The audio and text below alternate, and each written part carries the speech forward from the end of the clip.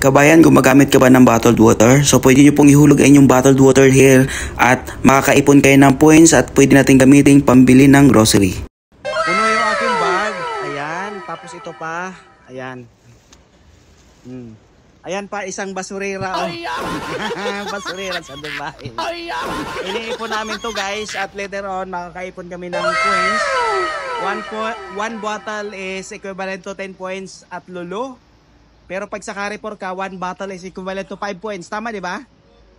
Yes, pero dito sa Lulu is unlimited po yun kahit naka 200 points ka na above, walang problema. Pero sa Carrefour, 200 points lang within 24 hours. So ayan, dito kami lagi naghuhulog sa... What's up sa mga kababayan ko na nandito sa abroad or nandito sa UAE, kung saan man kayo ditong Emirates, ay kung gumagamit po kayo ng bottled water, wala pong problema, ipunin nyo po yan. Kasi po, pag naipon po natin yan, pwede po nating ihulog sa Sparklo machine. Kahit sa ang Lulu branches at Carrefour ay ihulog natin. At pag nakaipon po tayo ng points, ay maaari nating gamitin convertible to petrol or di kaya bumili tayo ng coffee kahit saan sa mga ADNOC station. So, ito po yung Sparklo machine guys. So, ida-download nyo lang po yan sa inyong Android phone or sa inyong iOS iPhone. So, i-register nyo lang po gamit ang inyong mobile number. So, pag mayroon na po kayong Sparklo apps, so doon po maiipon yung inyong points. So, kagaya po sa akin, mayroon na po akong 3,160 points. So, yun po yung naipon ko kahapon guys, yung hinulog ko. So, mayroon na po ako ngayong total of 5,188 points. So, ayan. So, ano-ano ba yung mga po pwede nating makuha dito? So, sinabi ko na po kanina na pag naipon po, pwede nating kunin sa ADNOC, pwede nating kunin sa Carrefour, ipang grocery natin, or kahit saang mga sangay nito na mga tie-up nito na pwede nating kunin like H&M, Namshi, ayan, yan po. Pwede tayong mag-shopping dyan gamit yung ating points. So guys, sabihin ko lang sa inyo, kaysa po itapon natin yung ating mga bottled water, so po pwede natin gamitin at hulog sa machine. At the same time, makakaipon tayo ng points. At the same time, magagamit po natin yon sa pambili ng coffee sa ADNOC or petrol. Ipapanggas po natin gamit yung ating points. So, ganun lang po yung ating gagawin. Instead na itatapon, so bakit hindi natin ipunin at ihulog sa Sparklo machine? O, diba? Nakatulong pa tayo sa ating kapaligiran na hindi nagkakalat yung mga bottled water. So, guys, kung nandito po kayo sa UAE or kung saang Emirates dito sa UAE, ipunin nyo po yung bottle nyo at pwede natin ihulog sa ang branches ng Lulu Hypermarket or Carrefour Hypermarket. So, ang points, total points po ay 1 bottle. Pag sa Lulu po kayo maghulog ay equivalent to 10 points. So, take note nyo po yan guys. 1 bottle is equivalent to 10 points. Pero pag sa Carrefour po kayo, 1 bottle is equivalent to 5 points. And every 200 points po na naihulog nyo in one day. So, hindi po kayo pwedeng maghulog ulit within 24 hours. Kailangan minimum lang po sa Carrefour is 200 points. Pag naka 200 points na po kayo, stop na po yan. And next 24 hours na po kayo pwedeng maghulog ulit. Yes. Unlike po sa Lulu, advantage po sa Lulu, unlimited po yung hulog nyo ng bote. At yung 1 bottle nyo, 10 points. Kasi sa Carrefour is 5 points lang. Yung 1 bottle nyo sa Lulu, 10 points.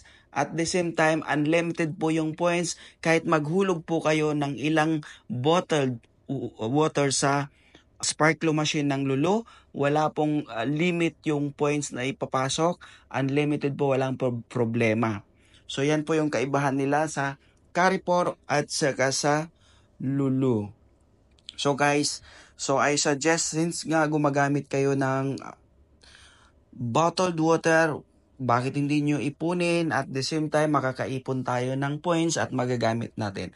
So sana po natulungan ko kayong mga kapwa ko OFW at Please, huwag kalimutang mag-follow at mag-subscribe sa aking YouTube channel para lagi po kayong updated sa mga bago kong video. Maraming salamat po!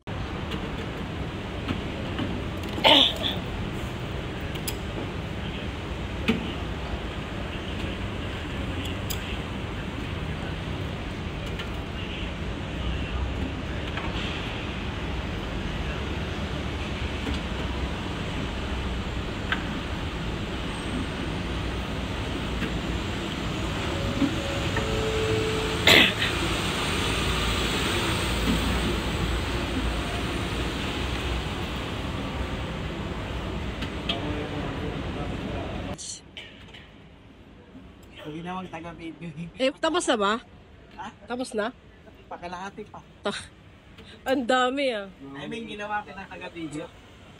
No worries.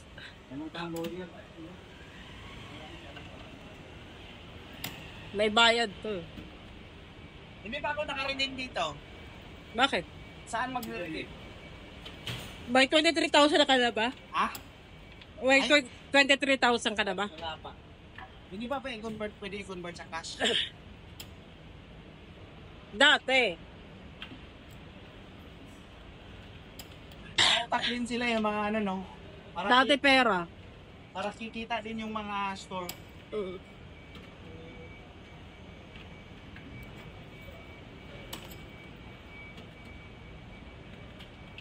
Ilang battles ka ba? Yung sa'yo?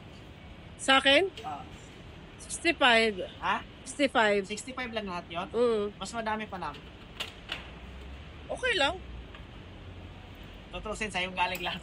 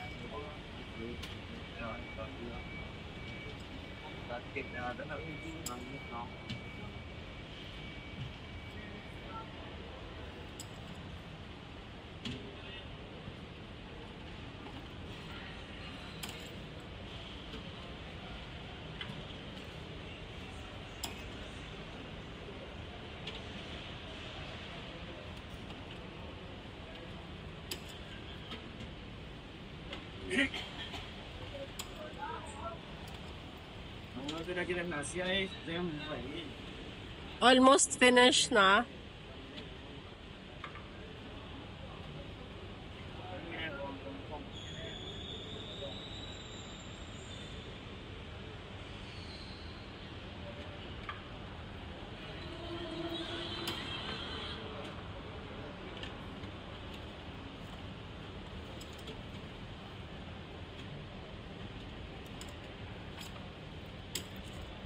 Kasi mayroon pang nag-UK. Okay lang yan. Tutupin din naman nila yan. Hangkin pa din siya. Oo.